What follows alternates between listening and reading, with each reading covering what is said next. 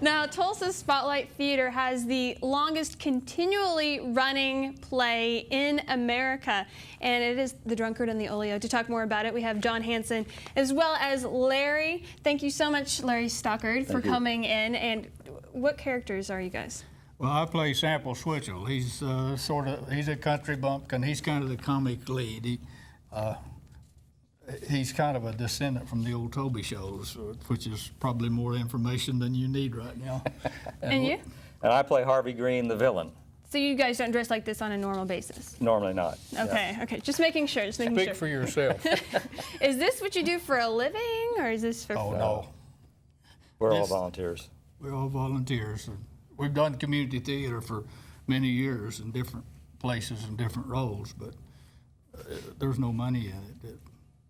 And you're saying that the money actually goes to different charities whenever you go and see them? Scholarships and charities. When we were originally founded in 1953, it was a bunch of actors that didn't have very many venues to show off. And so the play was adapted from another old play called 10 Nights in a Barroom. And it was just to help give actors something to do on Saturday night. And 10 Nights in a Barroom was a much longer play, yeah. much as plays used to be before the entertainment speeded up as it did. And this is every Saturday night for the past 50 years, is that 53 right? years. 53 years. 54 in November. Wow. And you've been there for 22 years this year. About 22 this year. 25, 7, 28. 6, something like that. Something like that. I've forgotten. So let me talk to you about the building. I think that the building is really interesting, just kind of how it was made. And the Linka Hurdy was a big part of it. There are very few landmarks that have as many links to historical figures, architects, artists, designers, and sculptors as the Spotlight Theater. And the building was designed by Bruce Goff, who was a student of Ada Robinson, as I understand, and they also built the Boston Avenue Methodist Church. But when he designed this piano studio, he designed it for a lady named Patty Adams Schreiner, and the building was designed to reflect her occupation. Now, those paintings that you see on the wall were Olinka Erdy's work. That's scenes right there from Pinocchio, which is opening this weekend. Yes, Friday and a Saturday kids night. play. Yes. Yes, Well, children's theater. What can we? What are we about to see with The Drunkard and the Olio? What are you going to perform? We're going for us? to do a street, what we call a street scene. It's a confrontation between Sample and Harvey Green, the villain, which is the part that Larry plays. The villain is popular with his phone right now. And Harvey doesn't normally carry one. Sample is a handyman for Willie Willie. Yeah, well, yeah. And We'll just let you enact it right now. I'm gonna step off and let you guys do it. Thank you guys so much. I've been looking for Willie Hammond everywhere, and I can't find him no place. I hope he ain't down at the hotel with that skunk Green again. I wish he'd drop him. Speaking of dropping him, I dropped him once myself. And I'll do it again, and heavy, too, if he troubles my calico doings anymore.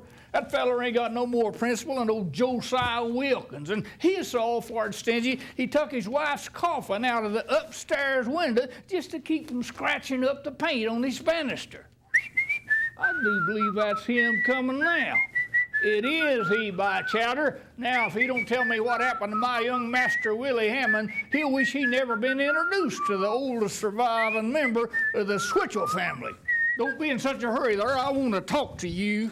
I have no time to waste on fools. Well, since you're so all-fired wise, I'm going to get some information out of you. Some other time, I have business to attend to. Oh, you don't say. I thought you'd retired from business, set up swindling on your own account. What's that you say, sir? Ah, you needn't swell up at me like it's going to bust. You don't scare me any more than you would Uncle Josh's old black bull. Speaking of Uncle Josh's old bull, I'll be that burned if he don't resemble him some.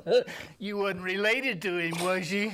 How dare you insult a gentleman? A gentleman? You a gentleman? Why, my Uncle Creosote used to say a gentleman was a man of money and wit and manners and And I don't think you got neither one of them. What'd you write that letter to my Mahitaville for? I didn't write any letter to your Mahitaville. You did too. You and some of your friends. And where's my young master, Willie Hammond? I don't know. I haven't seen him in a couple of hours. That's a lie, I know. Do you mean to say that I lie? That I do.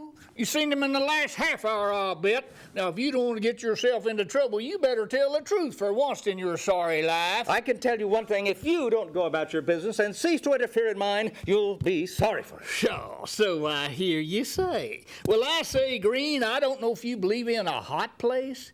Been kept in good working order for no goods like you. Well, I do. And if old Clubfoot don't treat you to a brimstone bath pretty soon, he'll be neglecting his business. Most confounded. I give you timely warning. From this time forth, if you ever cross my path again, I shall level you to the earth and spit upon you as a debased, degraded menial, beneath the notice of a gentleman. Sure, you get out.